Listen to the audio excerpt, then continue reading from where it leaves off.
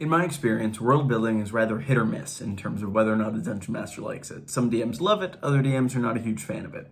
I very much find myself in the former camp. I think it's a great thing to do as a DM. I think it's really fun. It's one of my, just frankly, favorite activities to do when I'm creating for a D&D campaign. And I find that it creates a lot of player investment and buy-in to the world when you can have realistic elements of it that have been fleshed out prior to player involvement. However, I do think that players should still influence the way you develop your world, but I actually already have a video on that earlier.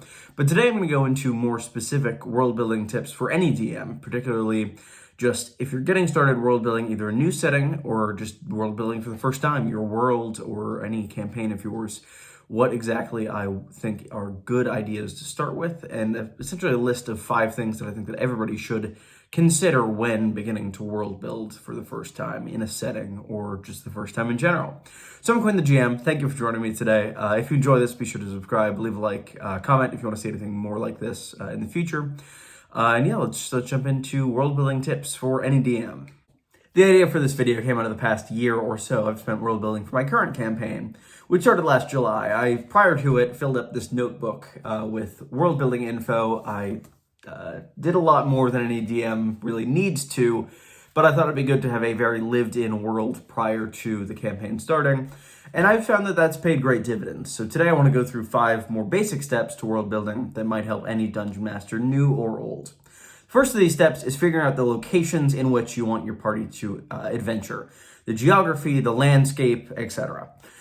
This could be a continent like I'm doing. I'll throw up the map here as I'm throwing through this section, and this could be as small as like a town or region or anything like that. My last campaign, I fleshed out a country on a much larger continent as I figured the players would just explore that essentially at the start, but I ended up fleshing out the continent more as they went on, particularly because they grew in power and began to be able to influence things on a much larger scale than they were able to previously.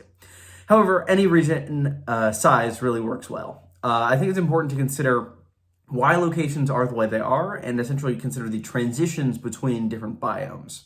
I think that an Arctic and a desert shouldn't typically be next to each other, but if you have a cool or interesting reason for why they might be, I think it's important to include that. I think that it's also important to have great variety in your location types, particularly if you're on a larger scale, like a continent. You don't want it to be all forests or all flatlands.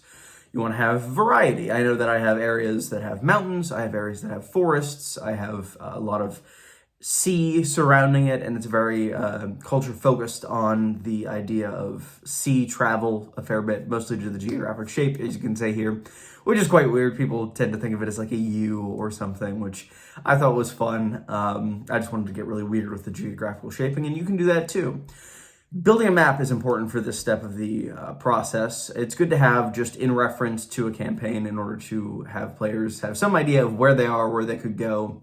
And I think that overall, it's not necessarily important to draw it like I did. There are online softwares that you can use in order to do this. Personally, I definitely should have used an online software because I have no artistic skills whatsoever, as you can tell by the very, very poor quality map. But I wanted to have my vision just the way I saw it, so I decided to do that. But online software is great. I've used those for creating content in the past, and I've had great success. But overall, I think that considering the geography of this land is the first and one of the most important steps to the world building process. Second step stems rather naturally from geography itself. What resources exist in this setting? Why are people settling where they're settling, and what does that do for them? Particularly in this current setting, I've thought of several resources that really influence what exactly people are doing in any given location. People around the forest here typically deal with lumber, and that is a more important resource in this setting than it would be in any typical setting, because in addition to being needed for construction, it is needed for the creation of ships. As I said, this is a fairly seafaring culture. They're very focused on being able to take the seas at any moment, and having a strong naval force is also quite important to any individual system's naval superiority, essentially. Especially with the singular nation here, it's important to have that essentially stock of ships going at any time. Furthermore, the essentially western region of my setting is very much kind of hilly and mountainous in points. I thought because of that, it would be good to mine there. I think that I developed it further from there in that the mining is not necessarily for resources that can be used, but more valuable resources that can be traded and sold to other continents. I remember my initial idea for this was kind of considering the different elements of farming and how that could be considered. Particularly, I thought that, maybe these mines have cash crops instead of necessarily crops for sustenance. Furthermore, the lower area that kind of connects the two pillars of this continent is fairly low-lying, as you can tell by the number of rivers running through it. And that makes it very arable land, great for farming. And that really creates a way to distribute food to the entire continent through these rivers or through the proximity to the ocean on either side of it.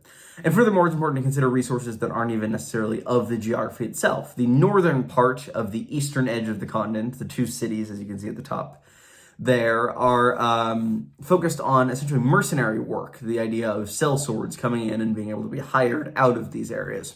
So they focus on training forces and being able to overall just hold strong militaries in order to help fight any conflicts that might arise either on this continent, on other continents, or on the seas. So it's important to consider any type of resource, either physical or non-physical, that might be influential to the continent itself. Because people tend to make their decisions based on resources, and that is an important thing to consider when you're creating any D&D world or even any D&D plot. The fact that resources are a big reason as to why people do what they do. I'm a sociologist, so this third phase might be my favorite. Systems and how people interact with them, particularly ideas of what law looks like in this country, what the government looks like, what religion looks like. It's important to consider all of these things because these are things that players are either going to end up working with or butting up with in any given campaign, at least in my experience. The systems of law tend to be the ones that have the most immediate effect on the players. Generally, certain laws are assumed in any setting, no murder, nothing like that, whereas other settings can have more specific laws that create more interesting circumstances for the players. Particularly in my current setting, necromancy is illegal, for one example, and that might make players consider whether or not they want to take a necromancy spell or whether or not they want to do so more secretly. And overall, I think that it's important to consider what decisions your laws are going to force your players to make and how the decisions might influence your campaign. I think create a lot of interesting dynamics both within the party and between the party and the systems of the world at large. Furthermore, the government is also important. This is something from which the laws stem, and it's important to consider how those two things balance each other or don't, or just otherwise influence each other. The system of government can be very reflective of an area at large. And it's important to consider how governmental figures come to power in this setting. Are they born into it? Are they elected? Is there sort of a council of sorts? And how they rule can also be quite influential. It's important to also consider how people view the government, whether or not they feel like they have enough say in it or whether or not they feel like they want to overthrow it. The idea of just having a revolution is something that is very influential to a lot of campaigns. It's important to consider whether or not certain areas would want that or whether or not they're comfortable in their current systems. And really, it's important for just any campaign to consider what systems are in play. Overall, religion can be a fairly variable aspect of any campaign. I've had campaigns that are very God-centric and others that are very secular. In this current one, it's not very focused upon. However, there are still religious elements to various areas of the setting. And it can be interesting to figure out what various locations worship various gods, in that it can really say a lot about what is important to a culture or to a region as to what they worship. Whether or not they worship like the god of justice or the god of luck might show what exactly they find important in their day-to-day lives. The fourth step is people. This is a fun one. As a DM, I've had a lot of PC ideas that I haven't been able to use, and this is where I channeled them the most. Particularly, it's important to figure out how people have influenced your setting, how individuals, either throughout history or in the present time, are influencing the events of your campaign. I usually try to go in with at least one or two important historical figures that the average commoner might reference in everyday conversation. This helps your world feel a lot more lived in and a lot more organic, and I think that it's important to consider what they might have done and how they're viewed, whether favorably or negatively, by the populace in order to show both elements of the society itself or elements of the individual who's talking about them. Particularly, I've had a couple in this setting. I've had the main one being the first merchant king of the Isles, the man who united all of these separate kingdoms into one singular nation known as the United Frontiers. His name was Zanzaran Catho. It's incredibly difficult to spell. That was my fault. But that's neither here nor there. He's a very important figure and fairly controversial, at least in certain areas, in that certain people view him as a miracle worker who essentially took these kind of warring kingdoms and united them under one singular rule for the betterment of all. Whereas others view him as an oppressor who really just overthrew these individual governments and oppressed these individual cultures in order to create this singular empire in which he rules no matter what. It's important to consider, in addition to historical figures, modern figures. Are there any really influential, like generals or anything that are famous? Are there any figures who are like celebrities in your world who players might know about? I think it's really good to figure out these figures pretty early on and have players essentially form opinions on them on their own before maybe learning more about them or even meeting them if they're modern figures later in the campaign. I think it's important to, in any sense of the world building, this is really a piece of advice applicable to any of these given steps, but don't show your whole hand when you're world building. It's important to have depth to it and make sure that players don't have all of the cards right from the start. Be sure that there are, at the very least, a fair amount of misconceptions or mistruths that have spread into the public consciousness. That tends to be the case, at least in terms of mythologizing a certain area or the events or culture surrounding it. That goes quite organically into our fifth and final step to good world building, that being focusing on the events. This and people often go hand in hand, but it's important to think about what exactly was happening in order to create the circumstances that your players are currently in. Have there been significant historical events or recent history events that have led to your world being in the state that it currently is? I think that having this idea of history is something that really lends more credence to a setting. And honestly, as you begin to DM more, it's something you need to do less and less, at least if you do what I do. I've been a Dungeon Master for about 4 years now, and I've been running the same world. This has been very continuous and very rewarding for me in that I don't really need to come up with events that much anymore, in that the players, essentially, are the events from the past. They essentially have been very influential as to the course of history in the world or the setting at various points. And I can take from that and essentially, I can't speak today, essentially extrapolate how the world is shaped in response to what they've done. Not only does this make the world feel very organic, it makes the players feel as if they're really having an impact on the world, which generally I've found that all players love.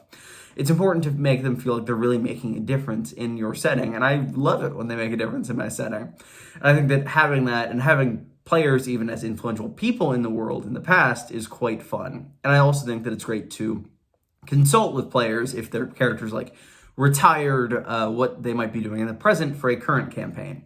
I know that, for example, like the Critical Role current campaign is still at a point where Vox Machina and the Mighty Nine are still like alive and just kicking around, and I figured that Matt is probably consulting with the players to figure out what exactly each of them might be up to at the current moment and how they might be responding to current events and crises that the current player characters might be dealing with. So those are our 5 easy steps to world building. To recap, the locations, the resources, the systems, the people, and the events.